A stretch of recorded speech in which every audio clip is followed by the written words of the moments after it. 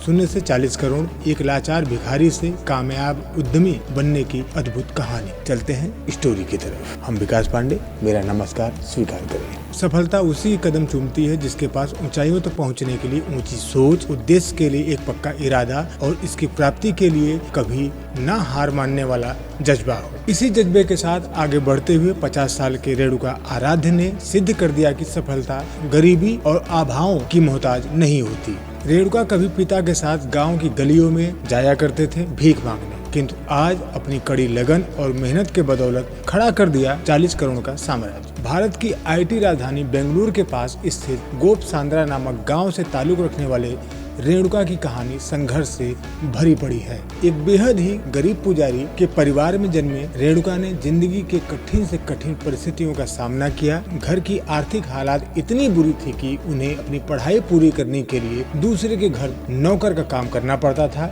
10वीं तक की पढ़ाई पूरी करने के बाद रेणुका एक बूढ़े अनाथ व्यक्ति के घर उनकी सेवा देने के काम शुरू कर दिया और साथ ही साथ पास के मंदिर में पुजारी का भी काम करने लगे। ये सिलसिला लगभग 1 साल तक चला। इसके बाद आगे की पढ़ाई पूरी करने के उद्देश्य से रेणुका का नामांकन शहर के एक आश्रम में करवा दिया गया।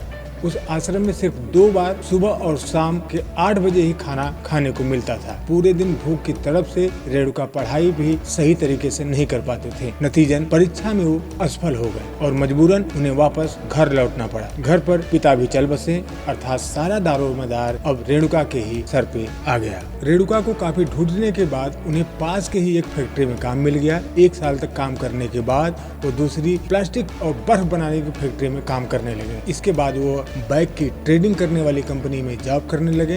कुछ साल काम करने के बाद उन्हें खुद के एक ऐसे धंधे की शुरुआत करने का ख्याल आया। उन्होंने सूटकेस कवर का धंधा शुरू किया, किंतु दुर्भाग्यवश उन्हें 30,000 रुपए का नुकसान हुआ। इसके बाद उन्होंने सिक्योरिटी गार्ड के रूप में काम करना शुरू कर दिया, किंतु जीवन में कुछ बड़ा करने की ललक ने रेणुका को इस गार्ड की नौकरी छोड़ने को मजबूर कर दिया। अंत में उन्होंने कार ड्राइविंग सीखने का फैसला किया। अपने एक रिश्तेदार से कुछ पैसे लेकर रेणुका ने ड्राइविंग सीखी और काम शुरू कर दिया। एक बार फिर वक्त ने उनका साथ नहीं दिया और पार्किंग के दौरान कार की टक्कर हो गई, किंतु इस बार रेणुका ने हार नहीं मानी।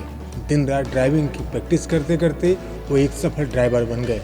कुछ दिनों बाद वो एक बड़ी ट्रेवल एजेंसी में ड्राइवर का काम करने लगे। यहाँ वो विदेशी पर्यटकों को घुमाने का काम किया करते थे और उन्हें अच्छी टिप भी मिल जाया करती थी। करीब 4 साल तक काम करने के बाद रेणुका ने खुद की एक ट्रेवल एजेंसी खोली। खुद की सेविंग और बैंक लोन की मदद से उन्होंने अपनी पहली खुद की कार खरीदी और सिटी सफारी नाम से एक कंपनी की शुरुआत की। 1 साल अच्छे से चलने के बाद उन्होंने एक और कार खरीदी। उसी समय एक कैब कंपनी की स्थिति खराब चल रही थी और वो अपने बिजनेस को बेचना चाहती थी। रेणुका ने 6 लाख में उस कंपनी को खरीद लिया, जिसके पास 35 कैब थी। सफलता की असली कहानी तब शुरू होती है जब अमेजन इंडिया ने खुद के प्रमोशन के लिए उन्हें चुना। धीरे धीरे वॉलमार्ट, जर्मन मोटर जैसी बड़ी बड़ी कंपनियां उनके साथ करार करने लगी। वक्त के साथ आगे बढ़ते बढ़ते आज इनकी कंपनी का टर्नओवर 40 करोड़ के पार है और यह 150 से भी ज्यादा लोगों को रोजगार मुहैया करा रही है। महिला सशक्तिकरण के मद्देनजर रेणुका महिलाओं को